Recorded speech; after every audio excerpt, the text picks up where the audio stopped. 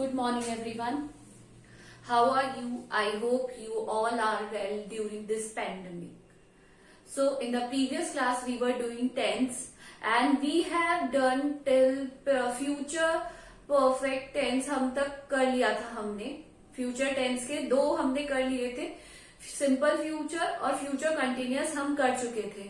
Now today we are going to start with future perfect tense. आज हम future perfect tense से start करेंगे. Future tense perfect tense की पहचान ये होती है कि उसमें ये लास्ट के जो वर्ड्स होते हैं उनमें चुकेंगे, चुकेगी या चुकेंगे, चुकेगा, जैसे वह अपना गृह कार्य कर चुकेगी, वह अपना गृह कार्य कर चुकेगी. तो जितने भी वर्ड्स लास्ट में आता है चुकेगे या चुकेगी या चुकेगा, वो सब आते हैं फ्यूचर परफेक्ट टेंस में, जिसमें हम फ्यूचर में काम करते हैं. फॉर इसका जो सबसे बेसिक रूल है वो है सब्जेक्ट प्लस विल या शैल. विल और शैल के साथ हम यूज करते हैं हैव के साथ हम यूज करते हैं verb third form plus object. So this is the rule for the affirmative. ये हमारा किसका रूल हो गया? एफर्मेटिव का रूल हो गया. नाउ विल का मैंने आपको बताया था सिंगुलर के साथ शैल आता है. आई और यू के साथ, आई यू के साथ हम शैल का यूज करते हैं. अब जैसे ये स्टेटमेंट, ये सेंटेंस है, वह अपना गृह कार्य कर चुकेगी, तो इसको कैसे करेंगे? चुकेगी है, इसका मतलब सिंगुलर है, तो शी क्या है? सिंगुलर है, तो क्या आएगा? विल के साथ आएगा हैव. गृह कार्य कर चुकेगी, क्या कर चुकेगी? कौन सी क्रिया हो रही है? करने की. तो कंप्लीट का क्या हो जाएगा? कंप्लीट. और कंप्लीट की थर्ड फॉर्म क्या हो जाएगी? कंप्लीटेड. वर्ब की थर्ड फॉर्म यूज करेंगे. कंप्लीटेड हर, क्या कर चुकेगी? अपना गृह कार्य. तो क्या हो गया? She will have completed her homework. तो this is the rule for the affirmative. Now we will talk about negative sentence. Negative में सब्जेक्ट के साथ हम क्या यूज में लेंगे? विल शैल तो लेंगे, विल शैल तो आएगा, पर विल शैल के जस्ट बाद क्या आ जाएगा? नॉट. क्या आएगा? नॉट आएगा. उसके बाद आएगा हैव. बाकी remaining same verbs third form plus object. Simple सा हो जाएगा. शी विल नॉट, वह अपना गृह कार्य नहीं कर चुकेगी. She will not have completed her homework. Fine. तो यहां तक हो गया. अब आता है लास्ट में सेकंड कौन सा आता है? आपको पता है. इसके बाद आता है इंटेरोगेटिव पहचान. इंटेरोगेटिव सेंटेंस की पहचान क्या होती है? उसमें क्या होता है? एक तो या तो WH वर्ड से शुरू होता है या it starts with helping verb, और लास्ट में उसकी पहचान होती है क्वेश्चन मार्क. तो किस तरीके से बनेगा? विल या शैल आगे आ जाएंगे. विल शैल किसकी जगह ले लेंगे? सब्जेक्ट की.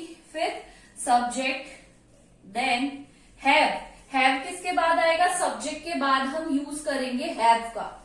Then verb third form, then object and question mark. तो किस तरीके से? विल, शी, हैव, फिर क्या आएगा? Completed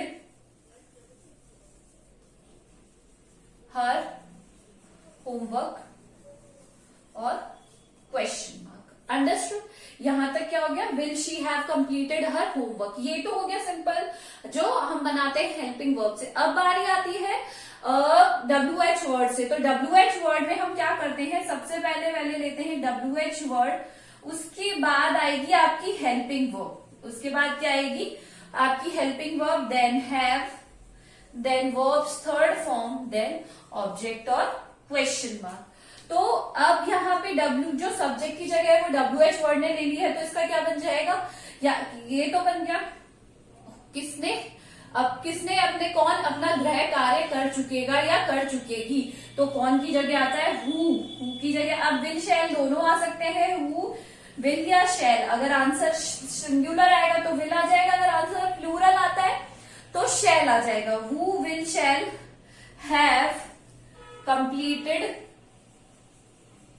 the homework. यहाँ पे हर आए क्योंकि आंसर में क्या था? सिंगुलर है. अगर यहाँ पर से हिम ही होता तो क्या आ जाता? हिम आ जाता. इसलिए हम क्या लिखेंगे? द होमवर्क और question mark. Now the last is interrogative negative. मैंने आपको बताया इंटेरोगेटिव विल शैल के बाद प्लस सब्जेक्ट प्लस फिर आता है आपका not, then have, then verbs third form, then object और क्वेश्चन मार्क. तो क्या बन जाएगा इसका? Will she not have completed her homework.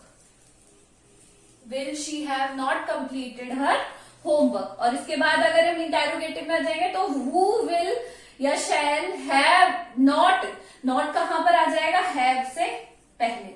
Not have completed her homework. So इसमें हमने क्या किया? किसकी हेल्पिंग वर्ब यूज में लिया हमने? Will shall. और जो मेन वर्ब कौन सा यूज में लिया है? उसके बाद हैव, और उसके बाद मेन वर्ब में आ जाएगी वर्ब की third form. Future perfect. Now we will do future perfect continuous tense. Continuous tense की पहचान ये होती है कि उसमें सबसे पहले तो कर रहा होगा था, फिर अब इसमें होता है कर रहा होगा या कर रही होगी या कर रहे होंगे, मतलब फ्यूचर में चला जाएगा. जैसे पिताजी 10 मिनट से अखबार पढ़ रहे होंगे. जो जनरली जो सबसे पहले हम क्या यूज में लेते हैं, इसमें सब्जेक्ट के बाद विल शैल तो सबसे सेम आता है. विल शैल के साथ आ जाता है हैव बीन. हैव बीन क्या आ जाएगा?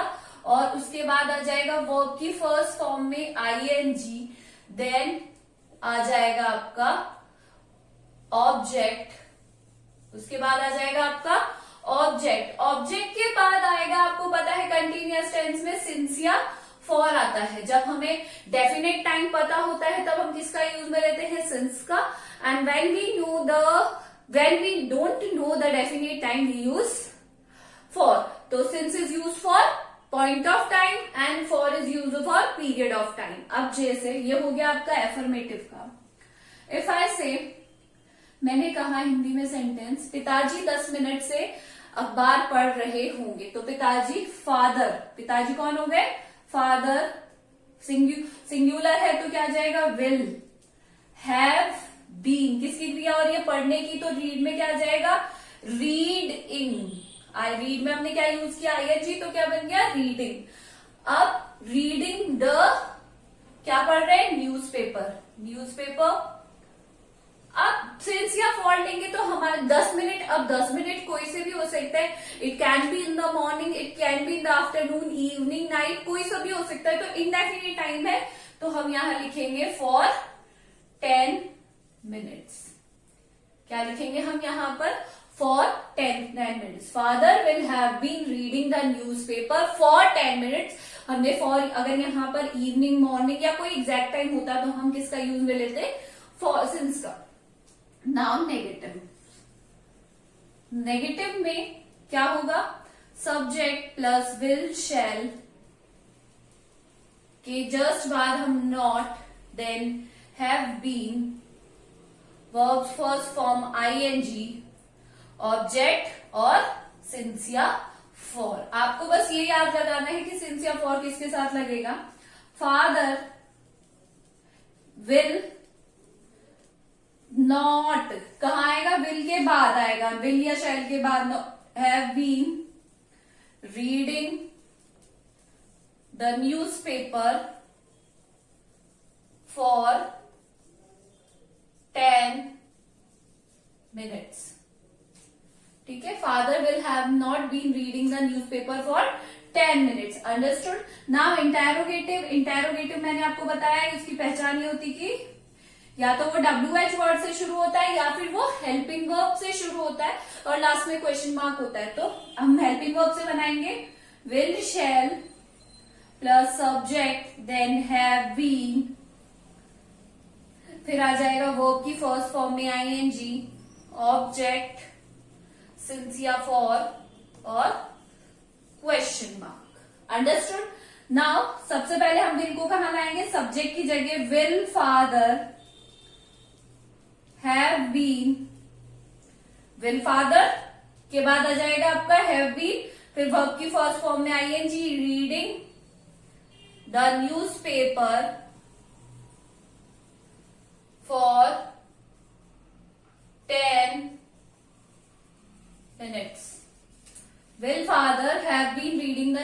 Newspaper for 10 minutes. ये तो हो गया आपका हेल्पिंग वर्ब से स्टार्ट। अब हम बनाएंगे किससे? WH वर्ड से। तो कौन 10 मिनट से बाद पढ़ रहा होगा? तो क्या हो जाएगा? WH वर्ड आएगा सबसे पहले। WH word who will have been reading. Who की सब्जेक्ट की जगह हु ले लिया, तो बाकी रिमेनिंग सेंटेंस सेम रहेगा, विल शैल, और उसके बाद have been the newspaper for 10 minute. Understood? Now the interrogative negative. Interrogative negative में हमें कुछ नहीं करना। विल और शैल के बाद सब्जेक्ट, उसके बाद हैव से पहले हमें नॉट लगाना है। Not have been plus verb first form ING, object and since और फॉर और क्वेश्चन मार्क। सॉरी, मैंने यहाँ पे क्वेश्चन मार्क नहीं लगाया है, आप लास्ट में क्वेश्चन मार्क लगा लीजिएगा। Will father not have been reading the क्या? न्यूज़पेपर फॉर 10 मिनट्स और क्वेश्चन मार्क। और अगर इसका बनेगा तो क्या बन जाएगा? Who will not have been reading the newspaper for 10 minutes. तो ये भी हमारा फ्यूचर परफेक्ट कंटिन्यूअस टेंस भी हो गया, जिसमें हमने विल शैल हैव बीन और वर्ब की फर्स्ट फॉर्म में ING एंड टाइम के लिए हमने यूज किया है reference to the time, since या for. So now we have completed all the tenses. I hope you have understood them very well. And if you find any problem in any of tense, you can ask me personally. This is all for today. Thank you.